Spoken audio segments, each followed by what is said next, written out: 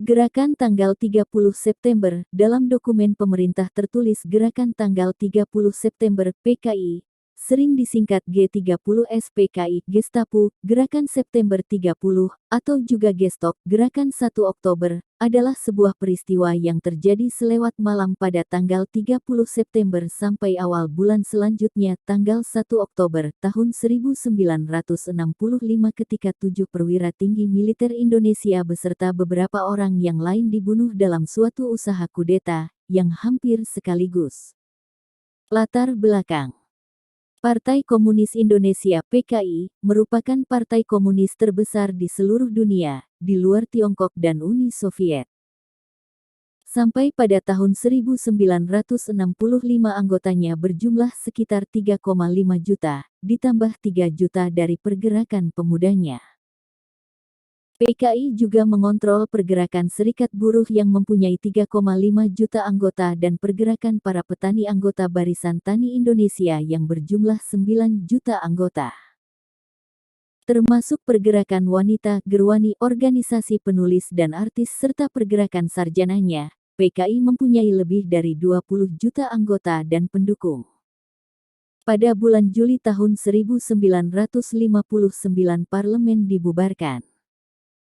Kemudian, Soekarno menetapkan konstitusi di bawah dekret presiden, sekali lagi dengan dukungan penuh dari PKI. Ia memperkuat tangan angkatan bersenjata dengan mengangkat para jenderal militer ke posisi-posisi yang penting. Soekarno menjalankan sistem demokrasi terpimpin. PKI menyambut demokrasi terpimpin Soekarno dengan hangat dan anggapan bahwa dia mempunyai mandat untuk persekutuan konsepsi yaitu antara nasionalis, agama dan komunis yang dinamakan Nasakom. Pada era demokrasi terpimpin, kolaborasi antara kepemimpinan PKI dan kaum burjuis nasional dalam menekan pergerakan-pergerakan independen kaum buruh dan petani, gagal mengatasi masalah-masalah politis dan ekonomi yang mendesak. Pendapatan ekspor menurun, foreign reserves menurun, inflasi terus menaik, serta korupsi birokrat dan militer menjadi wabah. Angkatan kelima. Artikel utama, Angkatan kelima. Pada kunjungan Menlu Subandrio ke Tiongkok, Perdana Menteri Zhou Enlai menjanjikan 100.000 pucuk senjata jenis Chung. Penawaran ini gratis tanpa syarat dan kemudian dilaporkan ke Bung Karno tetapi belum juga menetapkan waktunya sampai meletusnya G30S. Pada awal tahun 1965, Bung Karno atas saran dari PKI akibat dari tawaran Perdana Menteri RRC, mempunyai ide tentang angkatan kelima yang berdiri sendiri terlepas dari ABRI. Akan tetapi, petinggi Angkatan Darat tidak setuju dan hal ini lebih menimbulkan nuansa curiga-mencurigai antara militer dan PKI.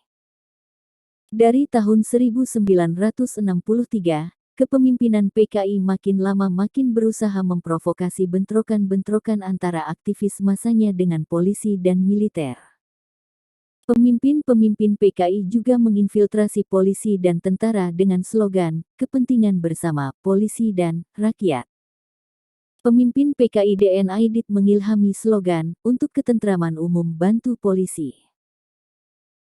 Di bulan Agustus tahun 1964, Aidit menganjurkan semua anggota PKI membersihkan diri dari sikap-sikap sektarian kepada angkatan bersenjata, mengimbau semua pengarang dan seniman sayap kiri untuk membuat masa tentara, subjek karya-karya mereka.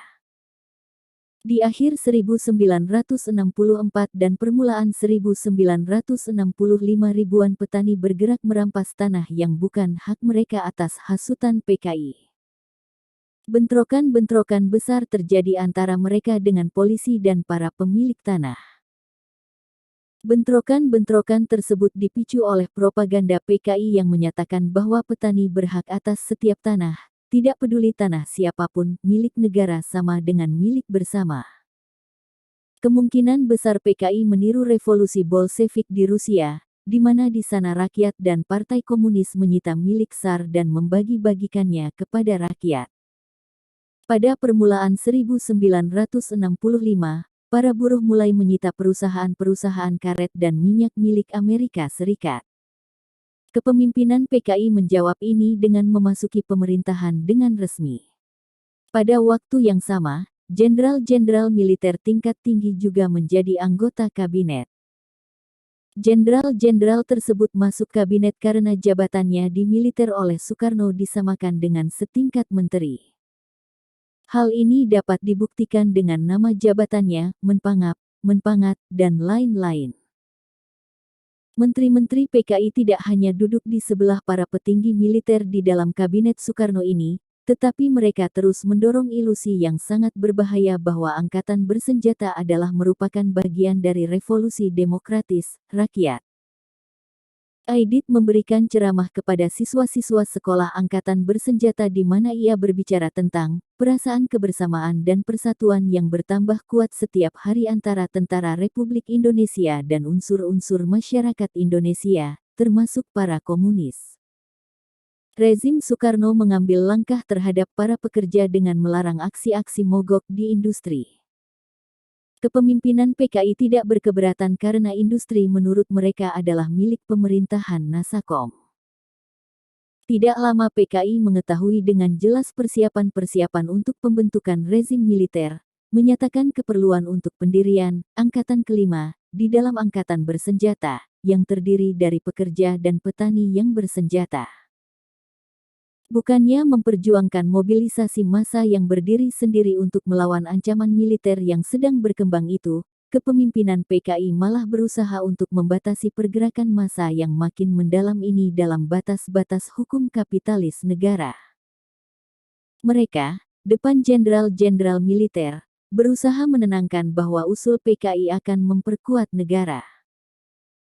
Aidit menyatakan dalam laporan ke Komite Sentral PKI bahwa nasakomisasi angkatan bersenjata dapat dicapai dan mereka akan bekerja sama untuk menciptakan Angkatan Kelima. Kepemimpinan PKI tetap berusaha menekan aspirasi revolusioner kaum buruh di Indonesia. Di bulan Mei tahun 1965, Politbiro PKI masih mendorong ilusi bahwa aparatus militer dan negara sedang diubah untuk mengecilkan aspek anti rakyat dalam alat-alat negara. Isu sakitnya Bung Karno. Sejak tahun 1964 sampai menjelang meletusnya G30S telah beredar isu sakit parahnya Bung Karno. Hal ini meningkatkan kasak-kusuk dan isu perebutan kekuasaan apabila Bung Karno meninggal dunia. Namun menurut Subandrio, Aidit tahu persis bahwa Bung Karno hanya sakit ringan saja, jadi hal ini bukan merupakan alasan PKI melakukan tindakan tersebut. Isu masalah tanah dan bagi hasil. Pada tahun 1960 keluarlah Undang-Undang Pokok Agraria (UU Pokok Agraria) dan Undang-Undang Pokok Bagi Hasil (UU Bagi Hasil) yang sebenarnya merupakan kelanjutan dari Panitia Agraria yang dibentuk pada tahun 1948. Panitia Agraria yang menghasilkan upah terdiri dari wakil pemerintah dan wakil berbagai ormas tani yang mencerminkan 10 kekuatan partai politik pada masa itu. Walaupun undang-undangnya sudah ada namun pelaksanaan di daerah tidak jalan sehingga menimbulkan gesekan antara para petani penggarap dengan pihak pemilik tanah yang takut terkena upah, melibatkan sebagian massa pengikutnya dengan melibatkan backing aparat keamanan. Peristiwa yang menonjol dalam rangka ini antara lain peristiwa Bandar Betsi di Sumatera Utara dan peristiwa di Klaten yang disebut sebagai aksi sepihak dan kemudian digunakan sebagai dalih oleh militer untuk membersihkannya. Keributan antara PKI dan Islam tidak hanya NU, tetapi juga dengan Persis dan Muhammadiyah itu pada dasarnya terjadi di hampir semua tempat di Indonesia. Di Jawa Barat, Jawa Timur, dan di provinsi-provinsi lain juga terjadi hal demikian. Faktor Malaysia. Negara Federasi Malaysia yang baru terbentuk pada tanggal 16 September tahun 1963 adalah salah satu faktor penting dalam insiden ini. 3. Konfrontasi Indonesia-Malaysia merupakan salah satu penyebab kedekatan Presiden Soekarno dengan PKI, menjelaskan motivasi para tentara yang menggabungkan diri dalam gerakan G30S Gestok Gerakan 1 Oktober, dan juga pada akhirnya menyebabkan PKI melakukan penculikan petinggi Angkatan Darat. Sejak demonstrasi anti-Indonesia di Kuala Lumpur, di mana para demonstran menyerbu gedung KBRI, merobek-robek foto Soekarno, membawa lambang negara Garuda Pancasila ke hadapan Tunku Abdul Rahman, Perdana Menteri Malaysia saat itu, dan memaksanya untuk menginjak Garuda, amarah Soekarno terhadap Malaysia pun meledak. Soekarno yang murka karena hal itu mengutuk tindakan Tunku yang menginjak-injak lambang negara Indonesia dan ingin melakukan balas dendam dengan melancarkan gerakan yang terkenal dengan sebutan Ganyang Malaysia kepada negara Federasi Malaysia yang telah sangat menghina Indonesia dan Presiden Indonesia. Perintah Soekarno kepada Angkatan Darat untuk Ganyang Malaysia ditanggapi dengan dingin oleh para jenderal pada saat itu. Di satu pihak Letjen Ahmad Yani tidak ingin melawan Malaysia yang dibantu oleh Inggris dengan anggapan bahwa tentara Indonesia pada saat itu tidak memadai untuk peperangan dengan skala tersebut, sedangkan di pihak lain Kepala Staf TNI Angkatan Darat A.H. Nasution setuju dengan usulan Soekarno karena ia mengkhawatirkan isu Malaysia ini akan ditunggangi oleh PKI untuk memperkuat posisinya di percaturan politik di Indonesia. Posisi Angkatan Darat pada saat itu serba salah karena di satu pihak mereka tidak yakin mereka dapat mengalahkan Inggris, dan di lain pihak mereka akan menghadapi Soekarno yang mengamuk jika mereka tidak berperang. Akhirnya para pemimpin Angkatan Darat memilih untuk berperang setengah hati di Kalimantan. Tak heran, Brigadir Jenderal Suparjo, Komandan Pasukan di Kalimantan Barat, mengeluh, konfrontasi tak dilakukan sepenuh hati dan ia merasa operasinya disabotase dari belakang. Hal ini juga dapat dilihat dari kegagalan operasi gerilya di Malaysia, padahal tentara Indonesia sebenarnya sangat mahir dalam peperangan gerilya. Mengetahui bahwa tentara Indonesia tidak mendukungnya, Soekarno merasa kecewa dan berbalik mencari dukungan PKI untuk melampiaskan amarahnya kepada Malaysia. Soekarno, seperti yang ditulis di autobiografinya, mengakui bahwa ia adalah seorang yang memiliki harga diri yang sangat tinggi, dan tidak ada yang dapat dilakukan untuk mengubah keinginannya Ganyang Malaysia. Soekarno adalah seorang individualis. Manusia yang congkak dengan suara batin yang menjala-jala, manusia yang mengakui bahwa ia mencintai dirinya sendiri tidak mungkin menjadi satelit yang melekat pada bangsa lain. Soekarno tidak mungkin menghambakan diri pada dominasi kekuasaan manapun juga. Dia tidak mungkin menjadi boneka. Di pihak PKI, mereka menjadi pendukung terbesar gerakan Ganyang Malaysia, yang mereka anggap sebagai antek Inggris, antek Nekolim. PKI juga memanfaatkan kesempatan itu untuk keuntungan mereka sendiri, jadi motif PKI untuk mendukung kebijakan Soekarno tidak sepenuhnya idealis. Pada saat PKI memperoleh angin segar, justru para penentangnya lah yang menghadapi keadaan yang buruk. Mereka melihat posisi PKI yang semakin menguat sebagai suatu ancaman, ditambah hubungan internasional PKI dengan Partai Komunis Sedunia, khususnya dengan adanya poros Jakarta-Beijing Moskow-Pyongyang Phnom Penh. Soekarno juga mengetahui hal ini, namun ia memutuskan untuk mendiamkannya karena ia masih ingin meminjam kekuatan PKI untuk konfrontasi yang sedang berlangsung, karena posisi Indonesia yang melemah di lingkungan internasional sejak keluarnya Indonesia dari PBB tanggal 7 Januari tahun 1965.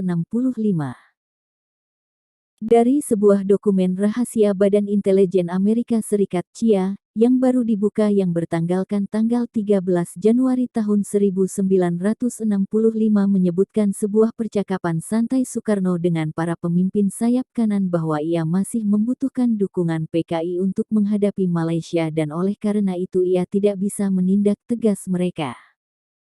Namun ia juga menegaskan bahwa suatu waktu, giliran PKI akan tiba.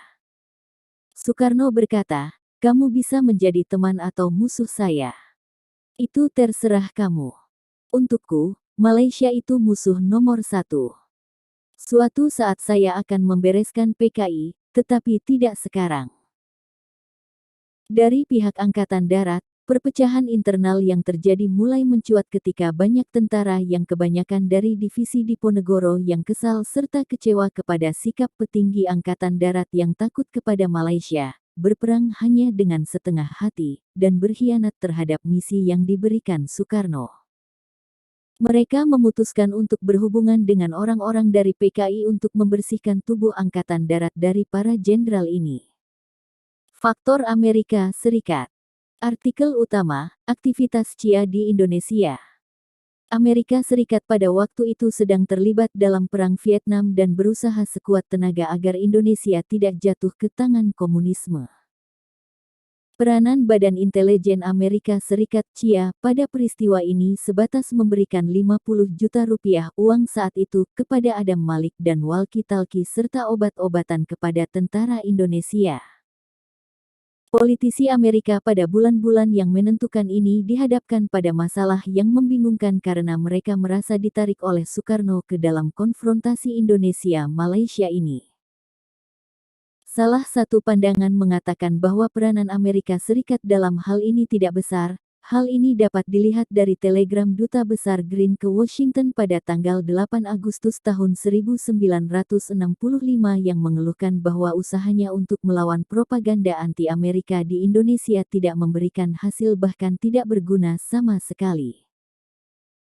Dalam telegram kepada Presiden Johnson tanggal 6 Oktober agen CIA menyatakan ketidakpercayaan kepada tindakan PKI yang dirasa tidak masuk akal karena situasi politis Indonesia yang sangat menguntungkan mereka, dan hingga akhir Oktober masih terjadi kebingungan atas pembantaian di Jawa Tengah, Jawa Timur, dan Bali dilakukan oleh PKI atau NU-PNI.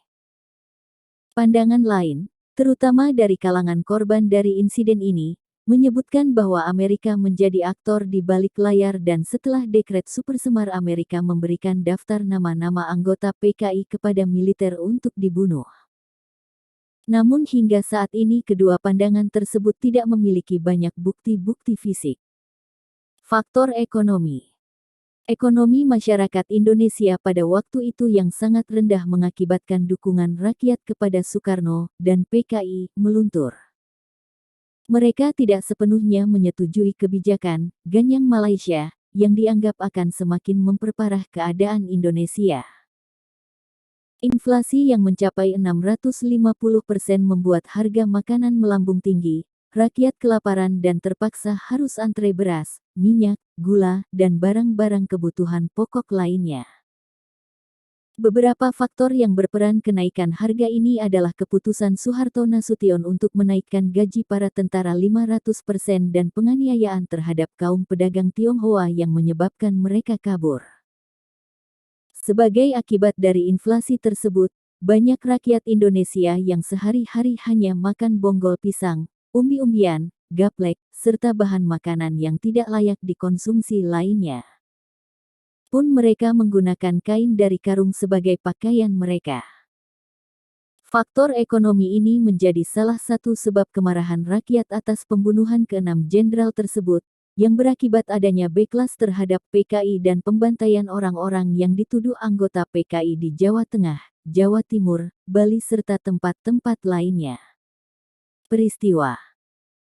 Pada tanggal 1 Oktober tahun 1965 dini hari, 6 jenderal senior dan beberapa orang lainnya dibunuh dalam upaya kudeta yang disalahkan kepada para pengawal Istana Cakrabirawa, yang dianggap loyal kepada PKI dan pada saat itu dipimpin oleh Letkol Untung. Panglima Komando Strategi Angkatan Darat saat itu, Maijen Soeharto kemudian mengadakan penumpasan terhadap gerakan tersebut. Isu Dewan Jenderal. Pada saat-saat yang genting sekitar bulan September tahun 1965 muncul isu adanya Dewan Jenderal yang mengungkapkan adanya beberapa petinggi Angkatan Darat yang tidak puas terhadap Soekarno dan berniat untuk menggulingkannya. Menanggapi isu ini, Soekarno disebut-sebut memerintahkan pasukan Cakrabirawa untuk menangkap dan membawa mereka untuk diadili oleh Soekarno. Namun yang tidak diduga-duga, dalam operasi penangkapan jenderal-jenderal tersebut, terjadi tindakan beberapa oknum yang termakan emosi dan membunuh Letjen Ahmad Yani, Panjaitan, dan Harjono. Isu dokumen Gilchrist. Artikel utama, Dokumen Gilchrist. Dokumen Gilchrist yang diambil dari nama Duta Besar Inggris untuk Indonesia Andrew Gilchrist beredar hampir bersamaan waktunya dengan isu Dewan Jenderal.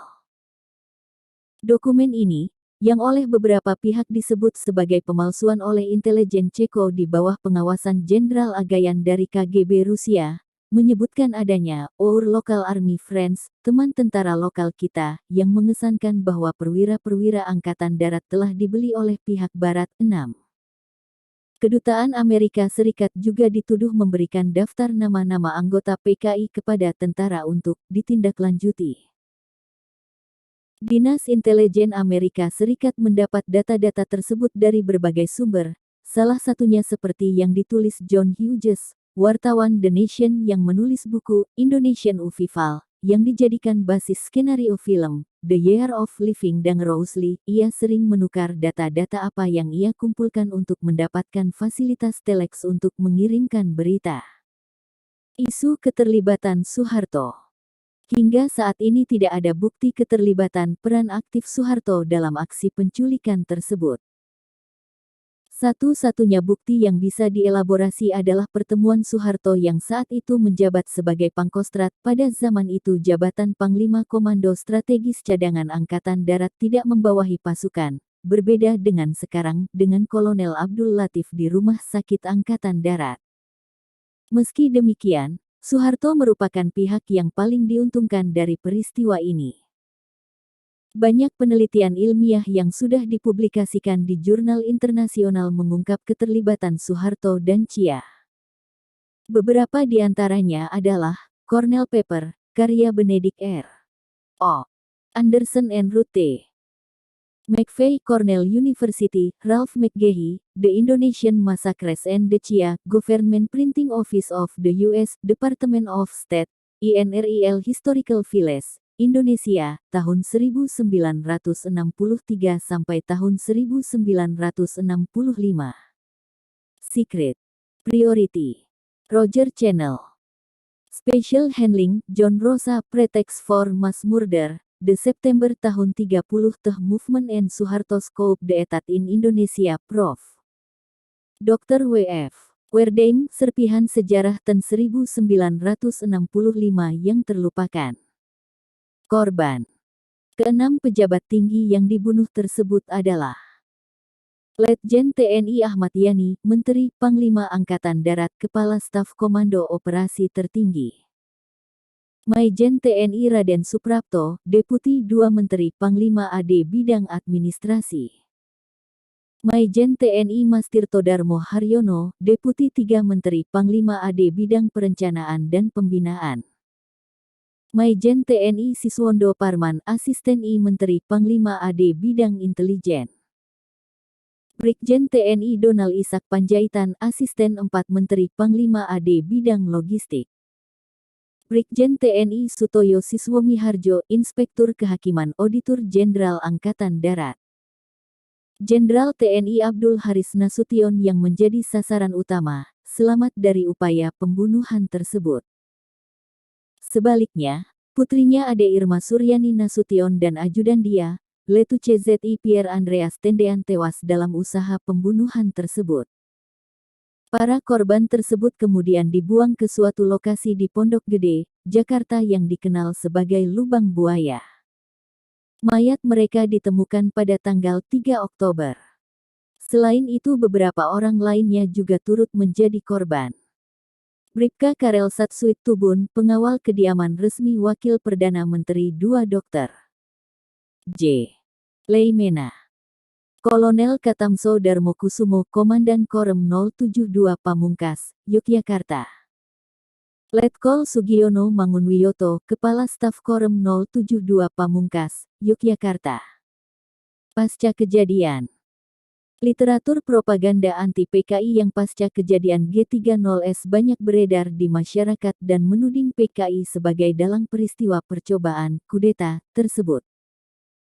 Pasca pembunuhan beberapa perwira TNI AD, PKI mampu menguasai 2 sarana komunikasi vital, yaitu Studio RRI di Jalan Merdeka Barat dan kantor telekomunikasi yang terletak di Jalan Merdeka Selatan. Melalui RRI, PKI menyiarkan pengumuman tentang gerakan tanggal 30 September yang ditujukan kepada para perwira tinggi anggota Dewan Jenderal yang akan mengadakan kudeta terhadap pemerintah. Diumumkan pula terbentuknya Dewan Revolusi yang diketuai oleh Letkol Untung Sutopo. Di Jawa Tengah dan di Yogyakarta, PKI membunuh Kolonel Katamso Komandan Korem 072 Yogyakarta dan Letnan Kolonel Sugiono Kepala Staf Korem 072 Yogyakarta. Mereka diculik PKI pada sore hari tanggal 1 Oktober tahun 1965. Kedua perwira ini dibunuh karena secara tegas menolak berhubungan dengan Dewan Revolusi. Pada tanggal 1 Oktober tahun 1965 Soekarno dan Sekretaris Jenderal PKI Aidit menanggapi pembentukan Dewan Revolusioner oleh para pemberontak dengan berpindah ke Pangkalan Angkatan Udara Halim di Jakarta untuk mencari perlindungan. Pada tanggal 6 Oktober Soekarno mengimbau rakyat untuk menciptakan persatuan nasional, yaitu persatuan antara angkatan bersenjata dan para korbannya, dan penghentian kekerasan. Biro Politik dari Komite Sentral PKI segera menganjurkan semua anggota dan organisasi-organisasi massa untuk mendukung pemimpin revolusi Indonesia dan tidak melawan angkatan bersenjata. Pernyataan ini dicetak ulang di koran CPA bernama Tribune. Pada tanggal 12 Oktober tahun 1965, pemimpin-pemimpin Uni Soviet Brezhnev, Mikoyan dan Kosgin mengirim pesan khusus untuk Soekarno, kita dan rekan-rekan kita bergembira untuk mendengar bahwa kesehatan Anda telah membaik. Kita mendengar dengan penuh minat tentang pidato Anda di radio kepada seluruh rakyat Indonesia untuk tetap tenang dan menghindari kekacauan. Imbauan ini akan dimengerti secara mendalam. Pada tanggal 16 Oktober tahun 1965, Soekarno melantik Maijen Soeharto menjadi Menteri Panglima Angkatan Darat di Istana Negara. Berikut kutipan amanat Presiden Soekarno kepada Soeharto pada saat Soeharto disumpah. Saya perintahkan kepada Jenderal Mayor Soeharto, sekarang Angkatan Darat pimpinannya saya berikan kepadamu, buatlah Angkatan Darat ini satu angkatan daripada Republik Indonesia, angkatan bersenjata daripada Republik Indonesia yang sama sekali menjalankan panca azimat revolusi, yang sama sekali berdiri di atas Trisakti, yang sama sekali berdiri di atas Nasakom, yang sama sekali berdiri di atas prinsip berdikari, yang sama sekali berdiri atas prinsip Manipol USDEK.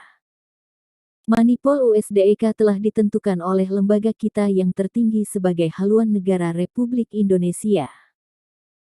Dan oleh karena Manipol USDEK ini adalah haluan daripada negara Republik Indonesia, maka dia harus dijunjung tinggi, dijalankan, dipupuk oleh semua kita. Oleh Angkatan Darat, Angkatan Laut, Angkatan Udara, Angkatan Kepolisian Negara. Hanya jikalau kita berdiri benar-benar di atas panca azimat ini, kita semuanya, maka barulah revolusi kita bisa jaya.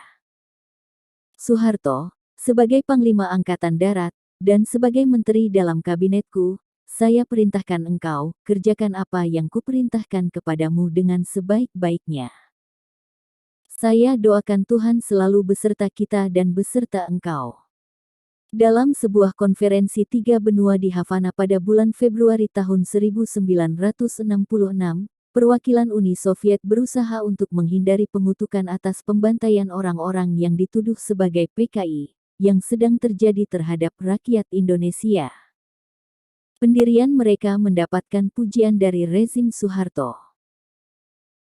Parlemen Indonesia mengesahkan resolusi pada tanggal 11 Februari menyatakan penghargaan penuh atas usaha-usaha perwakilan-perwakilan dari Nepal, Mongolia, Uni Soviet dan negara-negara lain di Konferensi Solidaritas Negara-Negara Afrika, Asia dan Amerika Latin, yang berhasil menetralisir usaha-usaha para kontra-revolusioner apa yang dinamakan Pergerakan Tanggal 30 September dan para pemimpin dan pelindung mereka, untuk bercampur tangan di dalam urusan dalam negeri Indonesia. Penangkapan dan pembantaian. Artikel utama, pembantaian di Indonesia tahun 1965 sampai tahun 1966. Beberapa bulan setelah peristiwa ini, seluruh anggota dan pendukung PKI, orang-orang yang diduga anggota dan simpatisan PKI, seluruh partai kelas buruh yang diketahui dan ratusan ribu pekerja serta petani Indonesia yang lain dibunuh atau dimasukkan ke kamp-kamp tahanan untuk disiksa dan diinterogasi. Pembunuhan-pembunuhan ini terjadi di Jawa Tengah bulan Oktober, Jawa Timur bulan November, dan Bali bulan Desember. Jumlah orang yang dibantai belum diketahui secara pasti, perkiraan yang konservatif menyebutkan 500.000 orang, sementara perkiraan lain menyebut 2-3 juta orang. Namun diduga setidak-tidaknya 1 juta orang menjadi korban dalam bencana 6 bulan yang mengikuti kudeta itu.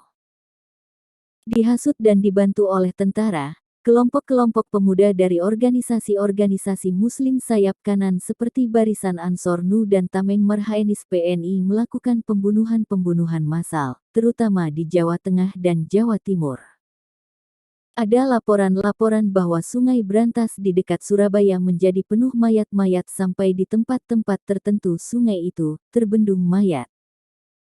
Pada akhir 1965, antara 500.000 sampai dengan 1 juta anggota dan pendukung-pendukung PKI telah menjadi korban pembunuhan dan ratusan ribu lainnya dipenjarakan di kamp-kamp konsentrasi, tanpa adanya perlawanan sama sekali. Sewaktu regu-regu militer yang didukung Dana Cia I menangkapi semua anggota dan pendukung PKI yang terketahui dan melakukan pembantaian keji terhadap mereka, majalah Time memberitakan. Pembunuhan-pembunuhan itu dilakukan dalam skala yang sedemikian sehingga pembuangan mayat menyebabkan persoalan sanitasi yang serius di Sumatera Utara, di mana udara yang lembab membawa bau mayat membusuk. Orang-orang dari daerah-daerah ini bercerita kepada kita tentang sungai-sungai kecil yang benar-benar terbendung oleh mayat-mayat. Transportasi sungai menjadi terhambat secara serius. Di Pulau Bali, yang sebelum itu dianggap sebagai kubu PKI, paling sedikit 35.000 orang menjadi korban di permulaan 1966. Di sana para Tamin, pasukan komando elite Partai Nasional Indonesia, adalah pelaku pembunuhan-pembunuhan ini. Koresponden khusus dari Frankfurter Allgemeine Zeitung bercerita tentang mayat-mayat di pinggir jalan atau dibuang ke dalam galian-galian dan tentang desa-desa yang separuh dibakar di mana para petani tidak berani meninggalkan kerangka-kerangka rumah mereka yang sudah hangus. Di daerah-daerah lain, para terdakwa dipaksa untuk membunuh teman-teman mereka untuk membuktikan kesetiaan mereka. Di kota-kota besar pemburuan-pemburuan rasialis, anti-Tionghoa, terjadi. Pekerja-pekerja dan pegawai-pegawai pemerintah yang mengadakan aksi mogok sebagai protes atas kejadian-kejadian kontra-revolusioner ini dipecat. Paling sedikit 250.000 orang pekerja dan petani dipenjarakan di kamp-kamp konsentrasi. Diperkirakan sekitar 110.000 orang masih dipenjarakan sebagai tahanan politik pada akhir 1969. Eksekusi-eksekusi masih dilakukan sampai sekarang, termasuk belasan orang sejak tahun 1980-an. 4 Tapol, Yohanes Surono Hadiwiyino, Safar Suryanto, Simon Petrus Sulaiman dan Nobertus Rohayan, dihukum mati hampir 25 tahun sejak kudeta itu. Super Semar. Wikisource memiliki naskah sumber yang berkaitan dengan artikel ini, surat perintah tanggal 11 Maret tahun 1966. Artikel utama, Super Semar. 5 bulan setelah itu, pada tanggal 11 Maret tahun 1966, Soekarno memberi Soeharto kekuasaan tak terbatas melalui surat perintah 11 Maret. Ia memerintah Soeharto untuk mengambil langkah-langkah yang sesuai untuk mengembalikan ketenangan dan untuk melindungi keamanan pribadi dan wibawanya. Kekuatan tak terbatas ini pertama kali digunakan oleh Soeharto untuk melarang PKI. Sebagai penghargaan atas jasa-jasanya, Soekarno dipertahankan sebagai presiden tituler diktatur militer itu sampai Maret tahun 1967. Kepemimpinan PKI terus mengimbau massa agar menuruti kewenangan rejim Soekarno-Soeharto. Aidit, yang telah melarikan diri, ditangkap dan dibunuh oleh TNI pada tanggal 24 November tetapi pekerjaannya diteruskan oleh Sekretaris Kedua PKI Nyoto. Pertemuan Jenewa, Swiss. Menyusul peralihan tampuk kekuasaan ke tangan Soeharto, diselenggarakan pertemuan antara para ekonom Orde Baru dengan para CEO korporasi multinasional di Swiss pada bulan November tahun 1967. Korporasi multinasional diantaranya diwakili perusahaan-perusahaan minyak dan bank, General Motors, Imperial Chemical Industries, British Leyland, British American Tobacco, American Express, Siemens, Goodyear, The International Paper Corporation, US Steel, ICI, Lehman Brothers, Asian Development Bank, dan Chase Manhattan.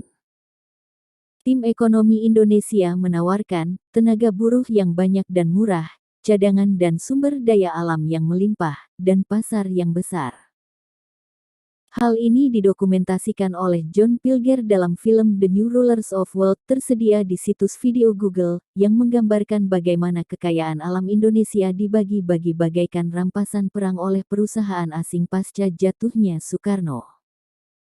Freeport mendapat emas di Papua Barat, Caltex mendapatkan ladang minyak di Riau, Mobil Oil mendapatkan ladang gas di Natuna, perusahaan lain mendapat hutan tropis. Kebijakan ekonomi pro-liberal sejak saat itu diterapkan. Peringatan. Sesudah kejadian tersebut, tanggal 30 September diperingati sebagai Hari Peringatan Gerakan tanggal 30 September G30 SPKI. Hari berikutnya, tanggal 1 Oktober ditetapkan sebagai Hari Kesaktian Pancasila. Pada masa pemerintahan Soeharto, biasanya sebuah film mengenai kejadian tersebut juga ditayangkan di seluruh stasiun televisi di Indonesia setiap tahun pada tanggal 30 September. Selain itu pada masa Soeharto biasanya dilakukan upacara bendera di Monumen Pancasila Sakti di Lubang Buaya dan dilanjutkan dengan tabur bunga di makam para pahlawan revolusi di TMP Kalibata. Namun sejak era reformasi bergulir, film itu sudah tidak ditayangkan lagi dan hanya tradisi tabur bunga yang dilanjutkan. Pada tanggal 29 September tanggal 4 Oktober tahun 2006, para eks-pendukung PKI mengadakan rangkaian acara peringatan untuk mengenang peristiwa pembunuhan terhadap ratusan ribu hingga jutaan jiwa di berbagai pelosok Indonesia. Acara yang bertajuk Pekan Seni Budaya dalam rangka memperingati 40 tahun tragedi kemanusiaan 1965 ini berlangsung di Fakultas Ilmu Budaya Universitas Indonesia, Depok. Selain Sivitas Akademika Universitas Indonesia, acara itu juga dihadiri para korban tragedi kemanusiaan 1965, antara lain Setiadi, Murad Aidit, Haryo Sasongko, dan Putmainah.